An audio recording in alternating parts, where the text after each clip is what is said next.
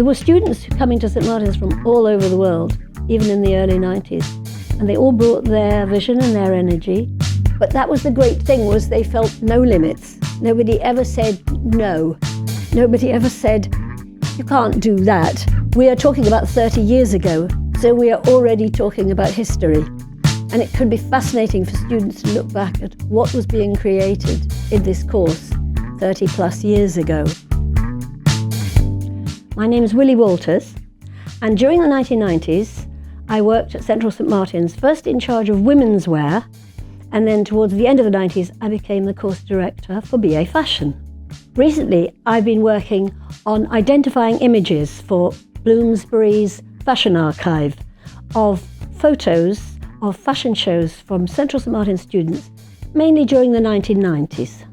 The 1990s was a really pivotal time in fashion, both in fashion in general and particularly in fashion for students who were studying at Central St Martin's at that time.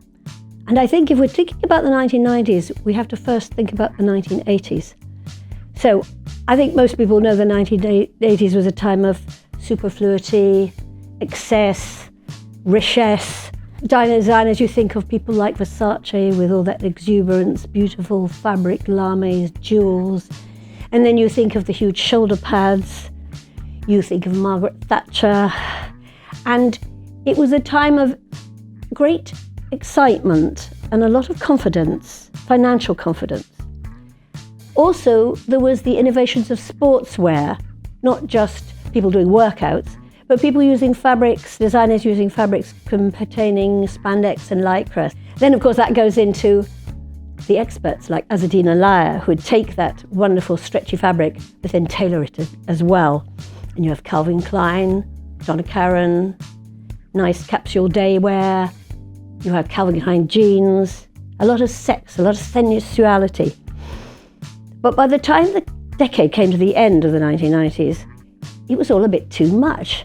That amazing energy had become a bit of a pastiche, and a lot of even the great works you see on the catwalk had become sort of tired and vulgar. It was a bit like eating too many pastries.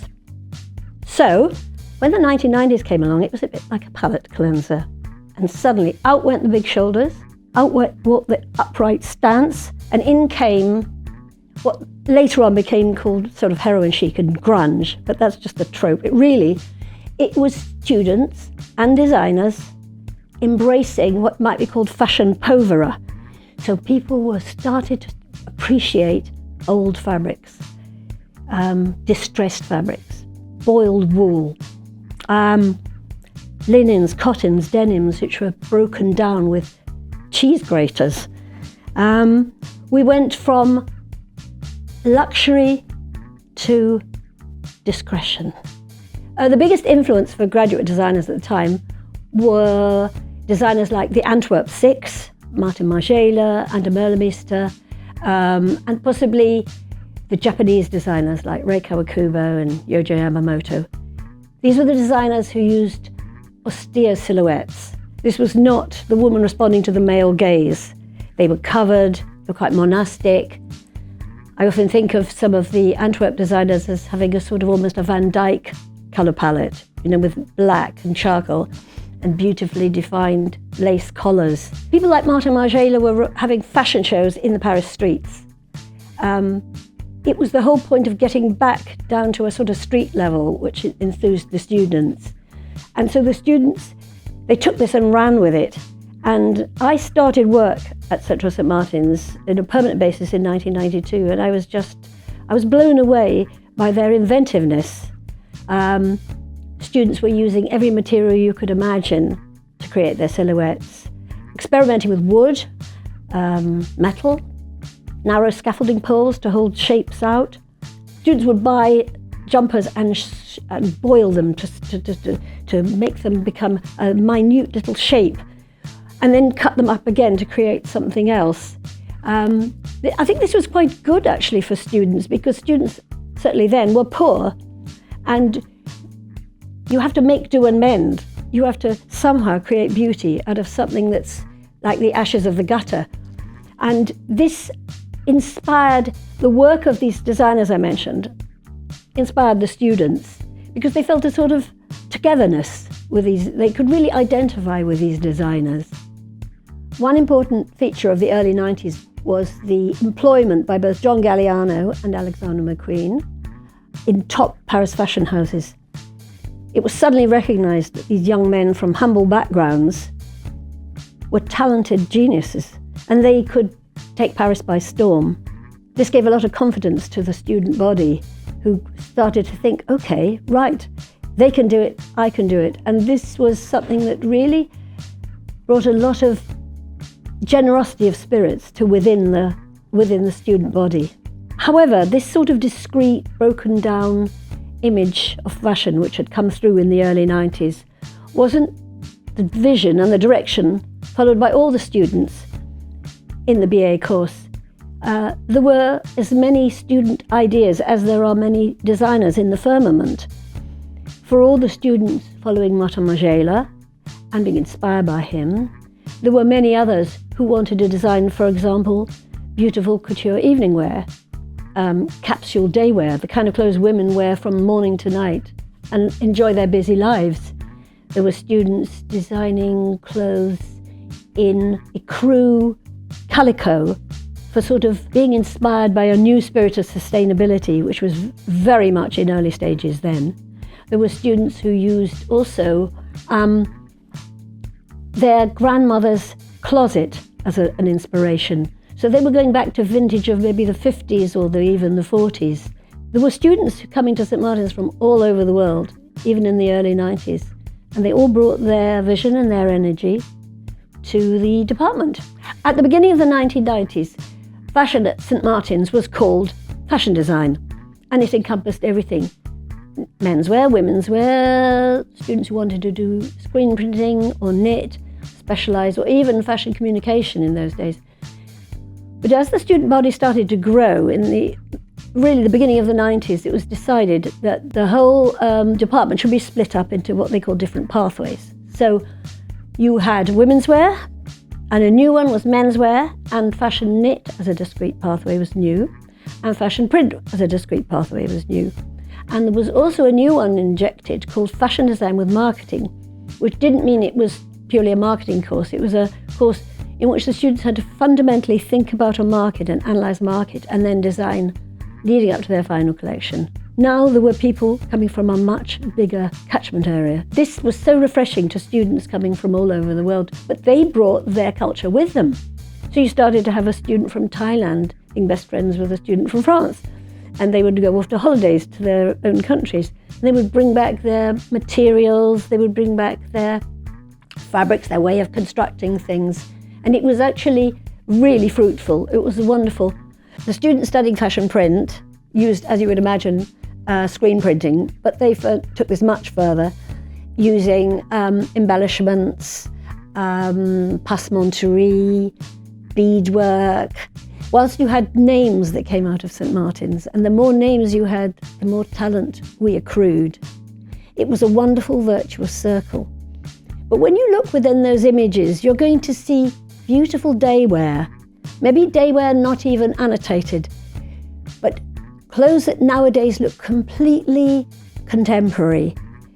Beautiful evening wear, clothes that are actually very discreet, a little bit sensual, but anybody would be happy to buy in a shop now.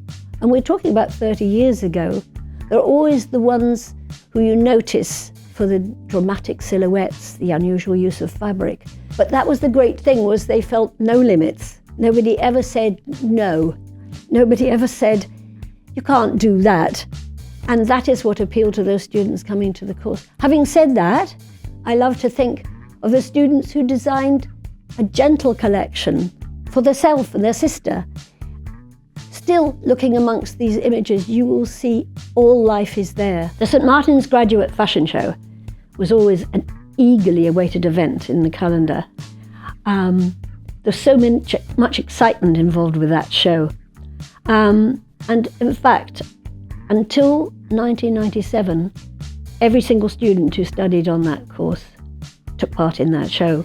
We decided after, really due to the reception from the press, that a show of 80 plus students was just too long. So we decided, quite sadly really, because it was such an important thing for all the students, that although we would have an assessment show within the college with all the same backup that we would give to any other show, with hair, makeup, our own models, we would really support them. We would have to choose 40 graduates to go on into what we called a press show, which was shown to the press. The students' fashion show at the end of their degree was an amazing culmination of their work during the time they'd been at the college. I would say the few weeks before the clothes were finally handed in, it was an amazing atmosphere in the studio. Every student was focusing on that day, on that presentation. Students who'd done no work for 2 years were suddenly fired up with incredible enthusiasm and worked day and night to demonstrate, after all, what was their love, their vision. And then the students who had worked every day for every year were perfecting their beautiful shapes, their cuts, their innovative fabrics. The 1990s was a great time in fashion and wonderful to be there at Central St Martin's. Names which have gone on to be really significant within the fashion world, like Hussein Chalayan, Riccardo Tisci, Stella McCartney, Phoebe Philo. They were all there and moving through at different times during that decade. But for me, I think the point of looking at these images here is much more than that. It's to do with the student body as a whole, which moved from maybe what we could call loosely the grunge era of the beginning of the decade into something much more pin sharp during the central era, and then moving into something maybe more glamorous towards the end of the era. When I think of all those students whose designs can be seen in this collection, there were so many who had brilliant and diverse talents. The fashion world is huge, and the fashion body at Central St Martin's, partly because it's a large course and it's also a course very widely represented from people throughout the whole world, it's extremely diverse. I think the images that you see here can help students in their current studies, because we are talking about 30 years ago, so we are already talking about history. And it could be fascinating for students to look back at what was being created in this course 30 plus years ago. You have so many diverse silhouettes, so much use of different fabrics that still looks fresh today. And although back in those days sustainability wasn't really considered, I was interested in looking at the work to see there are students who have used particularly vintage clothes to rework, to refashion, to use the shapes, or to use the fabrics. This was something the students back in, say, 1994 did because it had an aesthetic appeal. They loved these ancient fabrics and they wanted to work into them. They wanted to, maybe they had holes or they were laddered, but they embellished them, they used this, and this is something that's so applicable today. It's totally current.